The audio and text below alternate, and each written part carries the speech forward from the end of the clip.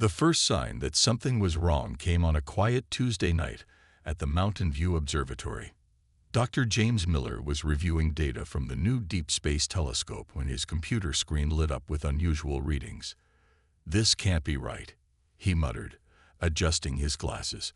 The numbers showed a strange energy pattern extending in a perfect sphere around the entire solar system. At first, he thought it was a software glitch. He spent the next 3 hours checking and rechecking his calculations. By morning, his small office was littered with coffee cups and printouts covered in hasty notes. The energy pattern wasn't a glitch. It was real, and it surrounded everything from the sun to the edges of the Kuiper Belt.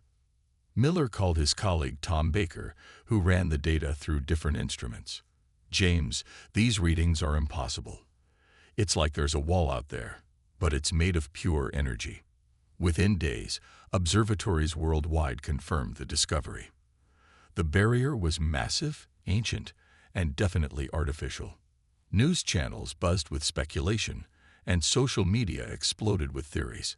Some called it proof of alien life. Others claimed it was a natural phenomenon. But Miller knew better. The United Space Agency quickly assembled a team to study the barrier.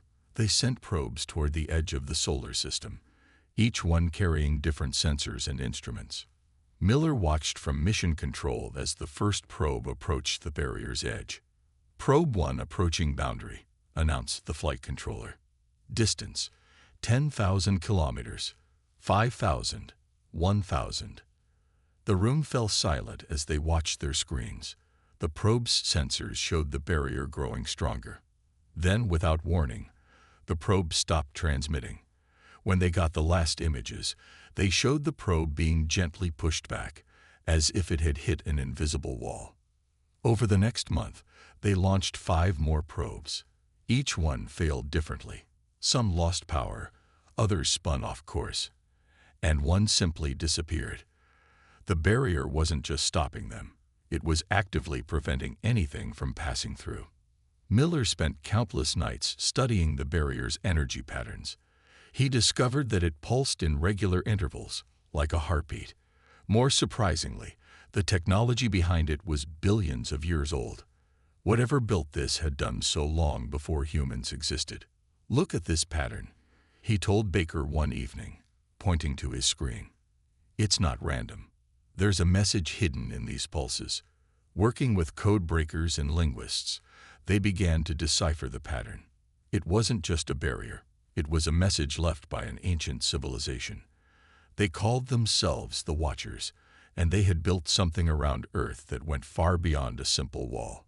The breakthrough came when Miller's team discovered ancient symbols carved into rocks deep under the Pacific Ocean. The symbols matched the patterns in the barrier. This wasn't a recent construction. Earth had been enclosed for millions of years. During a global science conference, Miller presented his findings to a stunned audience. "This barrier isn't natural, and it's not new. Something out there built this around our entire solar system, long before humans walked the Earth. The question isn't just how to break through it. It's why they put it there in the first place." As Miller finished his presentation, new data came in from the deep space telescopes. The barrier was changing. Parts of it were beginning to glow with new patterns, as if responding to humanity's discovery of its existence. In his hotel room that night, Miller looked up at the stars through his window. Somewhere up there, an ancient race had built a wall around humanity's home. But as he studied the latest readings, he began to wonder, was it really a wall? Or was it something else entirely? The barrier had kept humanity contained for millions of years, but now that they had found it, things were changing. Miller couldn't shake the feeling that this wasn't the end of the discovery. It was just the beginning. As he drifted off to sleep, his computer beeped with new data. The barrier was pulsing faster now, like a sleeping giant beginning to wake up. The discovery in the Pacific Ocean began with a routine underwater mining operation. The deep-sea drilling platform, Ocean Pioneer, hit something solid at a depth where only soft sediment should have existed. When the drill broke through, they found a chamber that shouldn't have been there. Dr. Anna Roberts, leading the underwater archaeology team, was the first to enter the structure in a deep diving suit. Her headlamp illuminated walls covered in strange symbols, similar to the patterns Miller had detected in the barrier above Earth. "It's impossible," she whispered into her radio. "These walls are made of a metal we've never seen before." Her handheld scanner showed the structure was at least 300 million years old, far older than any known civilization. The chamber was massive, stretching for hundreds of meters in every direction. But what caught her attention were the holographic projectors built into the walls. Though millions of years old, they activated at her presence. "Everyone, are you seeing this?" she asked as strange lights filled the water around her. The projectors sparked to life, creating three-dimensional images that moved like a film from before time began. The images showed beings of pure energy, the Watchers, as they called themselves. They had discovered Earth when life was still swimming in ancient seas. The holograms showed their ships, their civilization, and most importantly, their war. "They weren't alone out there," Roberts reported as she watched. "There were others, hostile species that destroyed entire solar systems." The images showed planets breaking apart, stars going dark, and entire civilizations vanishing. The Watchers had seen something special in Earth. The hologram showed them studying early life forms, watching as simple creatures evolved. They saw potential in this young world, but they also saw danger, not from Earth, but from those who would destroy it. Back on the surface, Robert's team worked day and night to decode more messages. They found records of the barrier's construction, built not as a prison, but as a shield. The Watchers had hidden Earth from those who would harm it, protecting it until its life forms could grow strong enough to protect themselves. "They chose us," Roberts explained during an emergency United Nations meeting. "They saw something in Earth's life forms, something worth protecting. The barrier isn't just technology. It's the most advanced protection system ever created." More chambers were found on other continents. Each contained different pieces of the story. In the Sahara, they found plans for the barrier's control systems.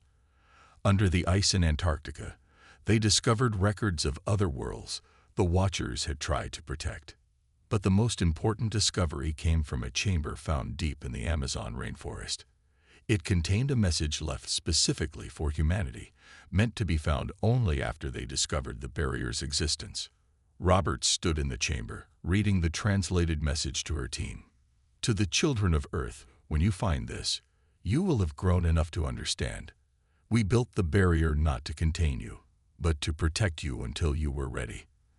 The universe is vast and full of wonders, but also dangers beyond imagination. We gave you time to grow, to learn, to become strong." The message ended with instructions, codes and sequences built into the barrier. The Watchers hadn't just protected Earth. They had left humanity the keys to their own prison. But they had also left a warning. What lay beyond the barrier would test humanity in ways they couldn't imagine. As Roberts emerged from the Amazon chamber, news arrived from Miller's team in space. The barrier was responding to their discoveries, changing its patterns. The ancient protection system was awakening, recognizing that its protected species had finally grown enough to understand its purpose. Roberts looked at the night sky, knowing that the glowing barrier was up there, watching and waiting. The Watchers had given humanity an incredible gift: time to grow without interference. Now they would finally learn if humanity had grown enough to use it wisely. The real test was just beginning, and Earth's children would soon face choices that would reshape their understanding of everything. Commander Mark Thompson stood at the control center of the International Space Station Beta, watching as another test probe approached the barrier. After 6 months of continuous experiments, they were finally making progress. "Energy levels stable," reported the technician, approaching the barrier with new quantum shield active. Unlike previous attempts, this probe was different. Dr. Lisa Brown had discovered that the barrier responded differently to certain quantum frequencies. The probe carried her latest invention, a shield that could match the barrier's energy signature. 10 seconds to contact," announced the flight controller. Everyone in the room held their breath. Previous probes had either bounced off or been destroyed. But this time, something different happened. The probe's sensors showed unusual readings as it touched the barrier. Instead of being pushed back, it seemed to hover in place. The barrier's energy flowed around it like water around a stone. "It's working," Brown exclaimed, her eyes fixed on the data streams. "The barrier isn't fighting against it. It's accepting it." Thompson leaned forward, studying the live feed. The probe's outer shell glowed with a soft blue light where it touched the barrier. For the first time, they were seeing how the ancient technology actually worked. "Look at these readings," Brown pointed to her screen. "The barrier isn't solid. It's more like a membrane. It lets certain things through if they match the right frequency." The breakthrough came when they noticed something even more interesting.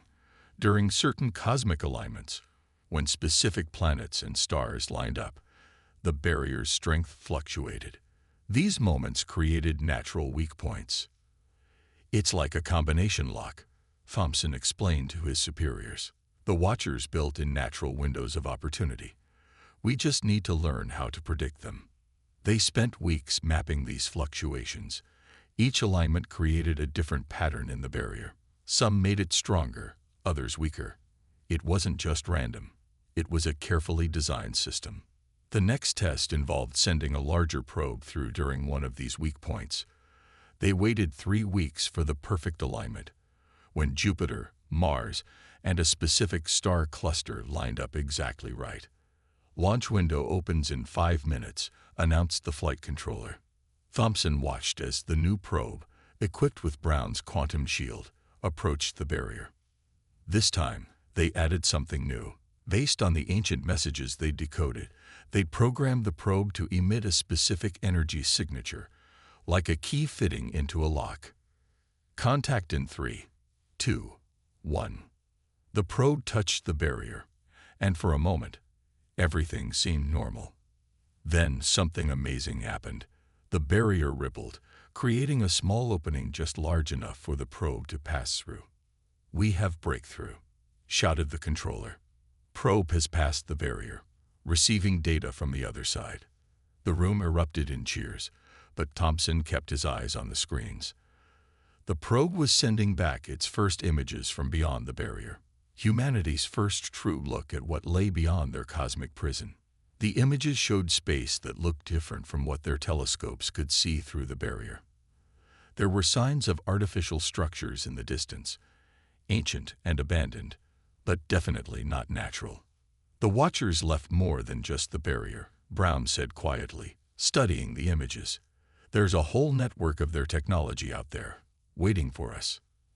As they continued receiving data, they realized something else. The barrier wasn't just letting the probe through. It was teaching them.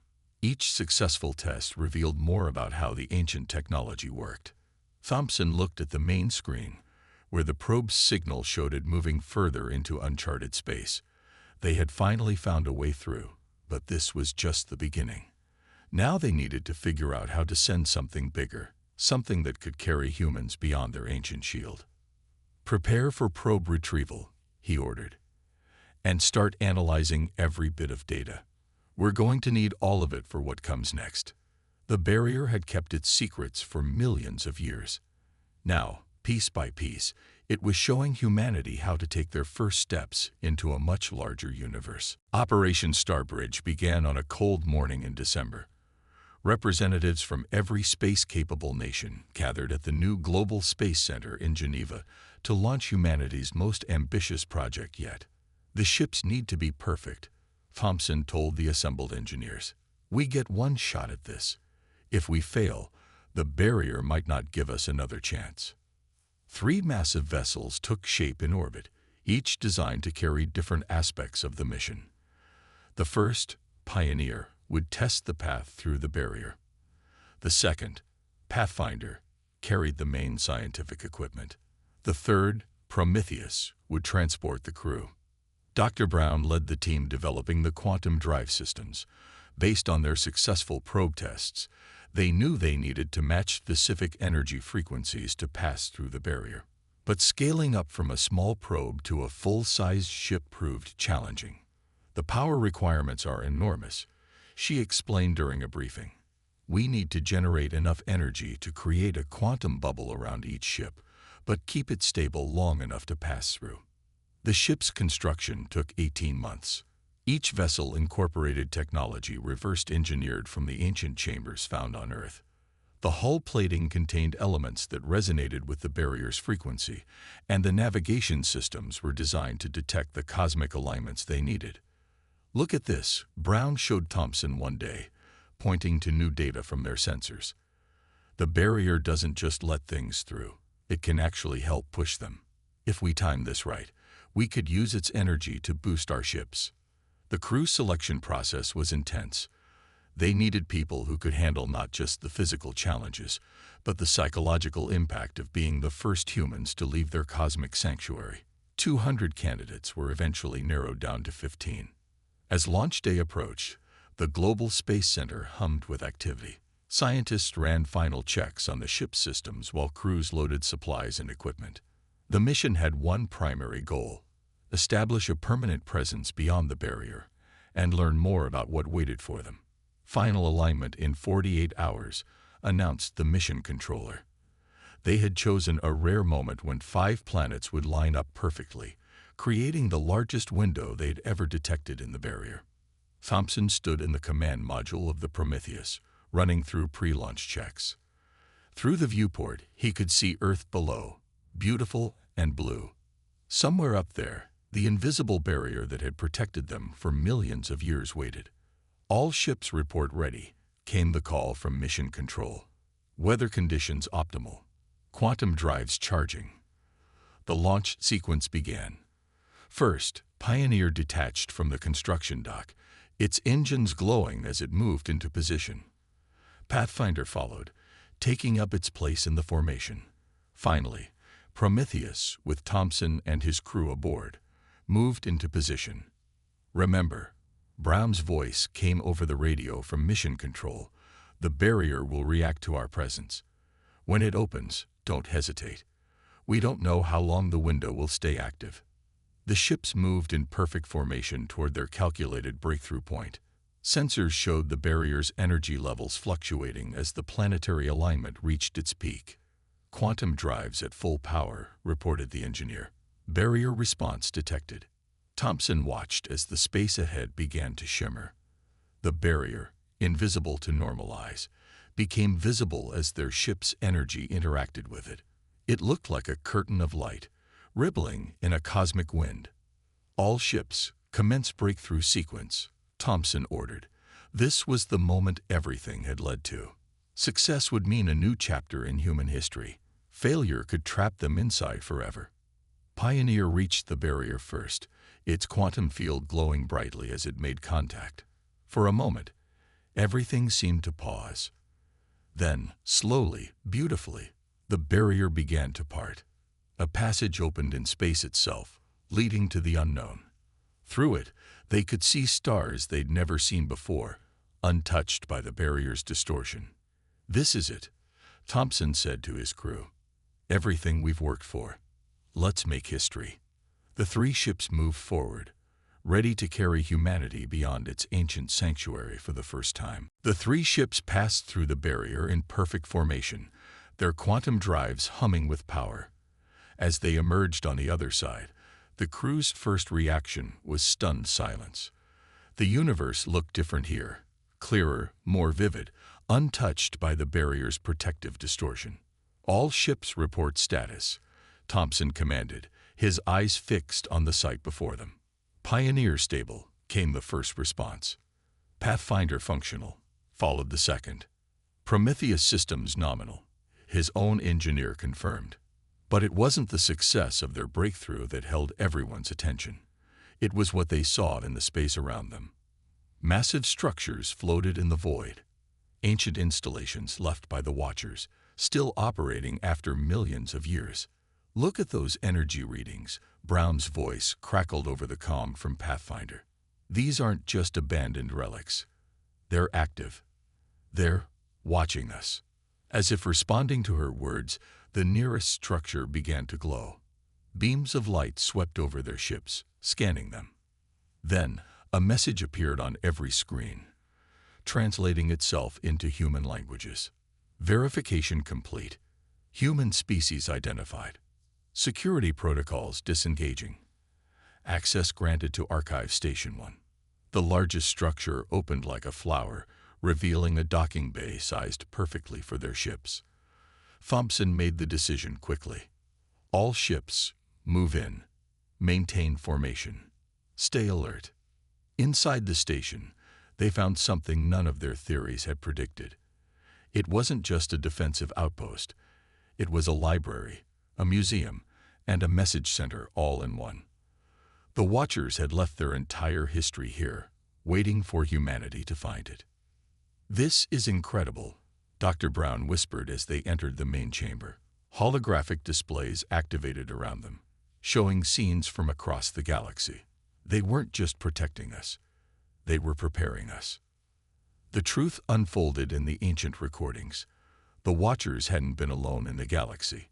They had been part of a coalition of advanced species, all working to protect younger civilizations from a terrible threat. Artificial beings they had created that had turned against all organic life. The barrier, Thompson realized, watching the records, it wasn't meant to keep us in. It was designed to keep them out until we were ready. The stations showed them more. Earth hadn't been the only protected world, but it was the last. Other sanctuaries had fallen, their barriers broken, their developing species destroyed. The Watchers had learned from each loss, making Earth's protection stronger, more complete. "Look at this," called one of the scientists. They gathered around a display showing Earth's barrier. It wasn't just one layer, but thousands, each programmed to respond differently to different threats.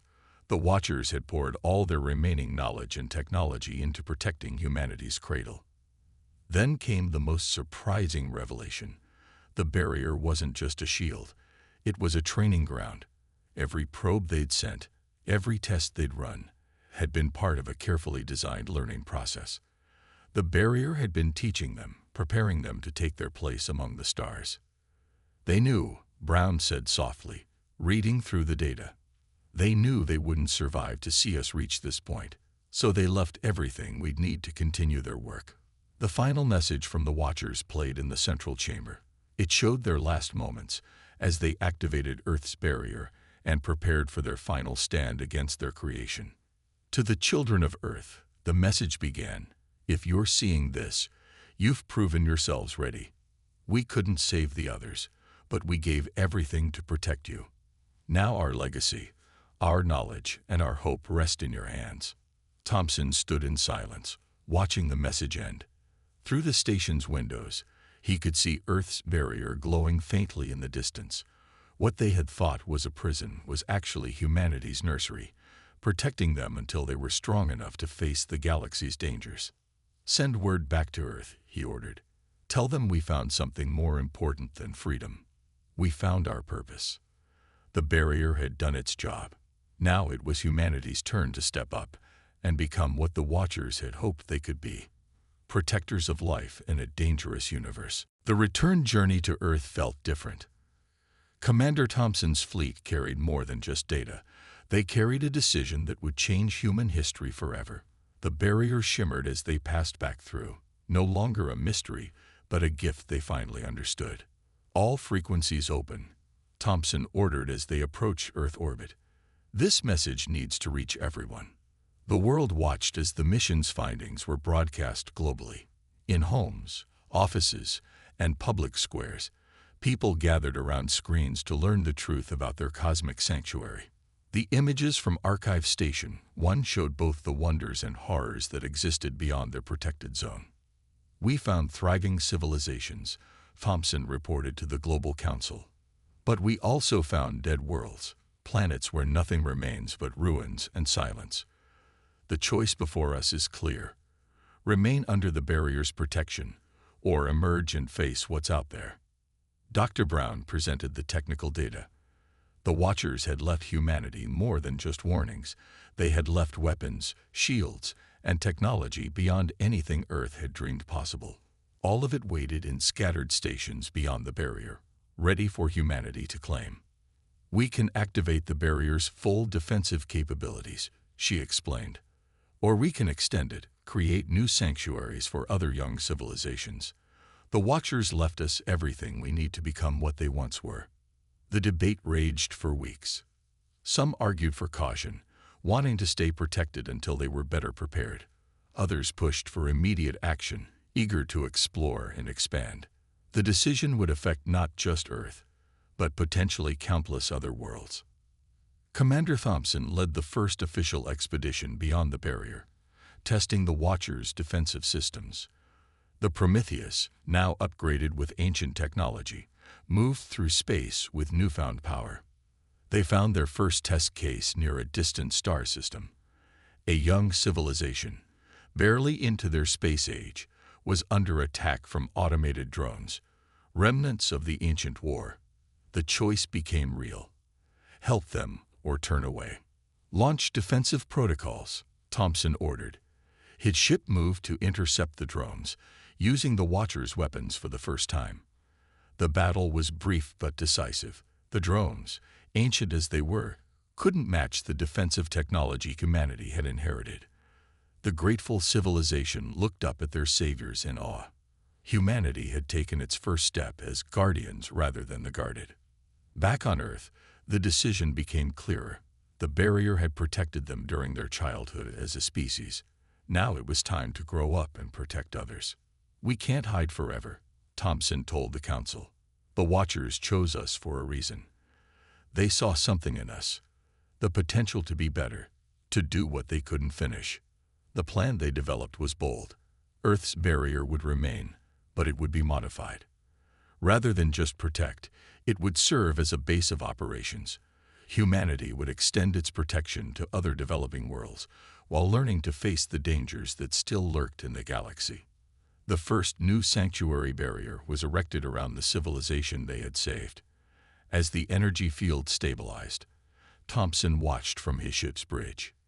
It looked just like Earth's barrier, a shimmering wall of protection around an entire solar system. "Send the activation codes," he ordered. The barrier came to life, its ancient technology now guided by human hands. Inside, a young species would have the same chance Earth had: time to grow, learn, and develop without interference. "Message from Earth Command," his communications officer reported. "They're ready to begin Phase 2. Phase 2 would see humanity expanding its presence beyond the barrier, establishing bases in the stations the Watchers had left behind. They would become the new guardians, protecting the weak while building their strength to face greater challenges." Thompson looked at the star map, showing all the worlds they had detected that needed protection. The task ahead was enormous, but humanity had been prepared for this moment for millions of years. "Send word to the fleet," he commanded. "We have work to do." The barrier that had once seemed like a prison had become their launching point. Humanity had found its purpose among the stars. 5 years after breaking through the barrier, Earth had changed in ways few could have imagined. The once hidden planet had become a beacon of hope across the galaxy, its barrier now a symbol of protection rather than confinement. The Global Space Center buzzed with activity as ships arrived and departed through designated barrier gates. Earth had become a sanctuary for refugees from worlds destroyed in the ancient war, bringing with them knowledge and cultures that enriched humanity's understanding of the universe. Commander Thompson, now Admiral of Earth's Guardian Fleet, stood in the observation deck watching the group of refugee ships pass through the barrier. "How many does this make?" he asked his aide. 23 species now call Earth home," came the response, "and 15 more worlds are under our protection." The Watchers' technology, combined with human innovation, had allowed them to extend their protective reach far beyond their solar system. New barriers now shielded developing civilizations, giving them the same chance Earth had received. Dr. Brown's team had improved on the ancient designs. The new barriers weren't just walls. They were interactive shields that could adapt to different threats. Some deflected asteroid impacts, others blocked harmful radiation, and all of them protected against the ancient mechanical threats that still roamed space. "Admiral," a young officer called out, "we're receiving a distress signal from Sector 7. Thompson moved quickly to the command center. The holographic display showed a colony world under attack from autonomous war machines, relics of the conflict that had forced the Watchers to create the barriers in the first place. "Launch Guardian Squadron Delta," Thompson ordered. "Full defensive protocols authorized." Earth's ships, now enhanced with recovered technology, moved with purpose through space. They were no longer testing the waters. They were protecting it. The squadron engaged the ancient machines with practiced efficiency, their barriers absorbing attacks while their weapons disabled the threats. Back on Earth, the integration of refugee species had led to unprecedented advances. The mixing of technologies and ideas had accelerated human development far beyond what the Watchers might have expected. Cities now floated in the sky, disease was largely eliminated, and clean energy powered everything. "Look at this," Dr. Brown said during a briefing, showing images from their latest exploration. "We found more Watcher stations. They left a whole network of them, waiting to be reactivated." Each station they recovered added to their understanding. The Watchers hadn't just been guardians. They had been builders, creators, and teachers. Now humanity was following in their footsteps, but with their own unique approach. Thompson stood in the new council chamber, where representatives from Earth and refugee species worked together to coordinate their expanding protection network. The chamber itself was built using a mixture of human, Watcher, and refugee technology, a symbol of their combined strength. "The network is growing stronger," announced the council leader. 3 more young civilizations have been identified for protection. The barrier fleet stands ready. As if to emphasize the point, a massive ship passed by the chamber's windows, one of the new Guardian-class vessels. These ships combine the best of all their knowledge, capable of both establishing new barriers and defending them. "We've come so far," Thompson mused, remembering that first breakthrough beyond Earth's barrier. "But we've only just begun." A alert sounded, drawing everyone's attention to the main display. Long-range sensors had detected something massive moving through distant space, perhaps another refugee fleet or maybe a new threat. Whatever it was, they were ready. "All stations, stand by," Thompson ordered. "This is what we trained for. This is why the Watchers chose us." As Earth's defense fleet moved into position, the barrier glowed with energy, now a shield that protected not just humanity, but all those who sought sanctuary. The ancient prison had become a fortress of hope, and its guardians stood ready to face whatever the galaxy might bring. The Watchers' legacy lived on, but humanity had made it their own. They weren't just surviving in a dangerous universe, they were helping others survive too. The barrier that once held them now held their promise to the galaxy. Here, life would be protected. Here, hope would survive. And somewhere, perhaps, the ancient Watchers would have been proud of what their chosen guardians had become.